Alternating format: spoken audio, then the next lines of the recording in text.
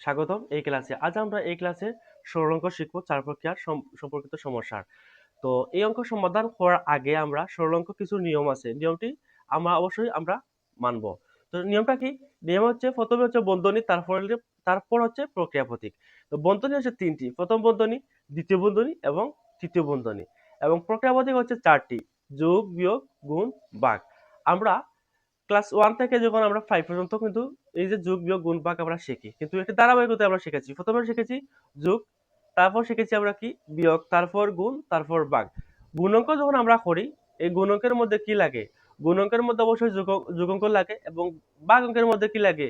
বিয়োগ অঙ্ক লাগে। তো আমরা ক্লাস 1 থেকে 5 পর্যন্ত কি শিখেছি? আমরা প্রথমে শিখেছি যোগাঙ্ক, তারপর কিন্তু বিয়োগ অঙ্ক, তারপর গুণ, তারপরে আমি কিন্তু ভাগ অঙ্ক শিখেছি। কিন্তু সরল অঙ্ক সমাধান করতে হলে কিন্তু আমরা এই ধারাবাহিকতায় আমরা যে ফলো করলে আমরা অঙ্ক সমাধান করতে পারবো না। আমরা কি ধারাবাহিকতা ফলো করব? প্রথমে আমরা সরল অঙ্ক সমাধান করতে হলে প্রথমে আমাদেরকে বন্ধনীর ধারাবাহিকতা ফলো করতে হবে। প্রথমে কি? প্রথম বন্ধনী, তারপর দ্বিতীয় বন্ধনী, তারপর তৃতীয় বন্ধনী। এ ধারাবাহিকতায় আমাদেরকে কি করতে হবে? অঙ্ক সমাধান করতে হবে। তারপরে কিন্তু আমরা কি করতে হবে? এক নম্বর কি? ভাগের কাজ, দুই নম্বরে কি? গুণের কাজ, তিন নম্বরে যোগের কাজ, এবং চার নম্বরে কি করতে হবে? যে আমাদেরকে বিয়োগের কাজ করতে হবে।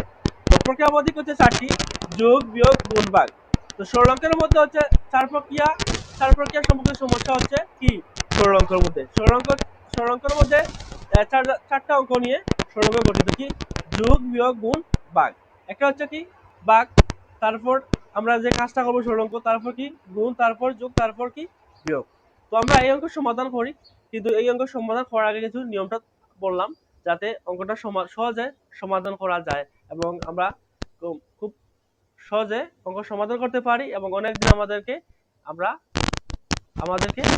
এই নিয়মগুলো মনে থাকে। এখন আমরা কি করব? যে প্রথমে তো আমরা কি বন্ধনী কাজটা করব। বন্ধনী কাজটা কি? প্রথমে আমরা প্রথম বন্ধনী কাজটা করব। এখানে এই যে বন্ধনী, তারপরে একটি প্রথম বন্ধনী, এই দুইটা কাজ আমরা সমাধান করব। আর বাকি যে আছে সবকিছু ঠিক থাকবে।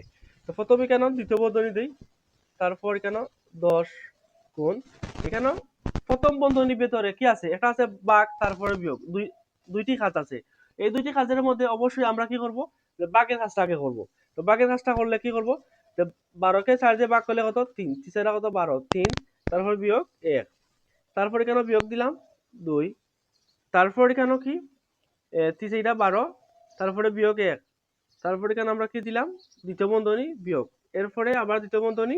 এখানে আছে কি? গুণের কাজ এবং বিয়োগের কাজ। দুইটা কাজের মধ্যে অবশ্যই আমাদের কি করতে হবে? গুণের কাজটা কিন্তু আগে করতে হবে। এর জন্য আমরা কি করলাম? 6 কত? 36, 36 বিয়োগ 6, তারপর তারপর আবার প্রথম বন্ধনী ভাগ 2, তারপর দ্বিতীয় বন্ধনী, আবার তৃতীয় বন্ধনী ভাগ 3। ঠিক আছে? এখন কিন্তু আবার কিন্তু প্রথম বন্ধনী ও একটা কাজ রয়েছে, আবার এখানে দুইটা কাজ রয়েছে।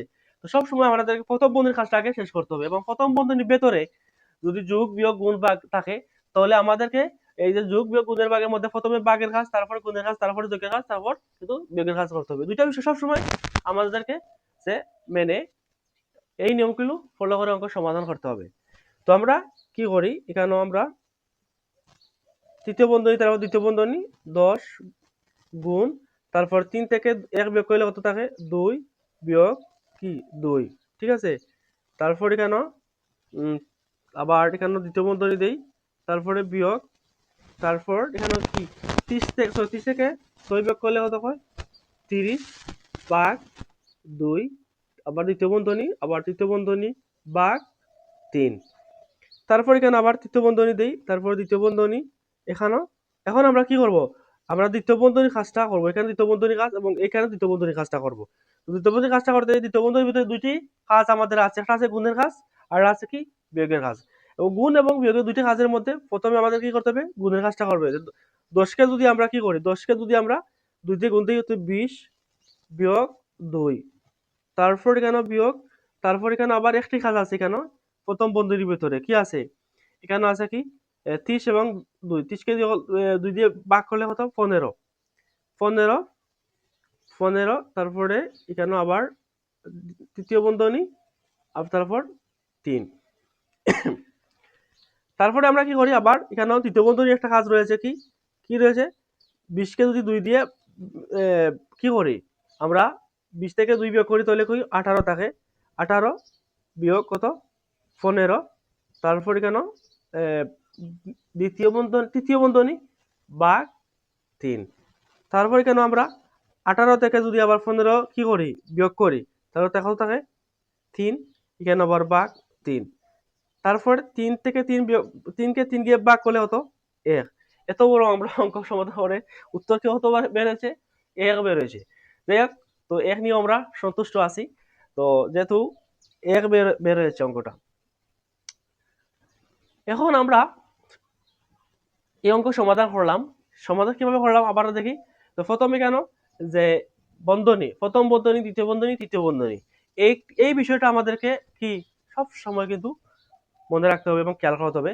প্রথমে প্রথম বন্ধনীর কাজ, এখানে দেখা তো প্রথম বন্ধনীর কাজটা করেছি, তারপরে কিন্তু কি দ্বিতীয় বন্ধনীর কাজটা করেছি, এতটুকু দ্বিতীয় বন্ধনীর কাজটা করেছি, ঠিক আছে। তারপরে কিন্তু তৃতীয় বন্ধনীর কাজটা করেছি। প্রথম প্রথম দেখো, প্রথম এই লাইন এবং এই দুইটা লাইনের মধ্যে কি করেছি, এই দুইটা লাইনে প্রথম বন্ধনীর কাজটা করেছি, ঠিক আছে। এই দুইটা লাইনে প্রথম বন্ধনীর কাজটা করেছি এবং এই দুইটা লাইনে দ্বিতীয় বন্ধনীর কাজ, এবং সর্বশেষে কি করেছি যে তৃতীয় বন্ধনীর কাজটা করেছি। তারপরে আমাদেরকে অবশ্যই আমরা দেখতে পাচ্ছি যে প্রথম বন্ধনী, তারপর দ্বিতীয় বন্ধনী, তারপর তৃতীয় বন্ধনীর ধারাবাহিকতায় আমাদেরকে সরলঙ্ক সমাধান করতে হবে। তারপরে কিন্তু বন্ধনীর ভেতরে যোগ বিয়োগ গুণ ভাগ, এই 4টা প্রক্রিয়া পদ্ধতি আছে, 4টা কাজ আছে আমাদের, যোগের কাজ, বিয়োগের কাজ, গুণের কাজ এবং ভাগের কাজ। কিন্তু আমাদেরকে কি করতে হবে, এই যোগ বিয়োগ গুণ ভাগের কাজটা করতে হবে। করতে হলে আমরা এই ধারাবাহিকতা মানবো। প্রথমে 1 নম্বরে ভাগ, 2 নম্বরে গুণ, 3 নম্বরে যোগ, 4 নম্বরে কি বিয়োগ। এই কিন্তু নিয়ম ফলো করে কিন্তু অঙ্ক সমাধান করতে হবে। তো আমরা এই অঙ্ক সমাধান করেছি। তো যদি ক্লাসটি ভালো লাগে অবশ্যই শেয়ার করবে, যাতে তোমার অন্য সহপাঠী বা যে কোনো শিক্ষার্থীরা শেখার সুযোগ পায়। তোমার এই শেয়ারের মাধ্যমে সে শিখতে পারবে। এবং ভালো লাগলে লাইক করবে এবং কমেন্টে তোমার মতামত জানাবে। ইনশাল্লাহ অন্য একটি ক্লাসে আমরা অন্য একটি অঙ্ক নিয়ে আমরা সমাধান করব। তো সে পর্যন্ত ভালো থাকো, সুস্থ থাকো, বন্ধুরা ভালো থাকো।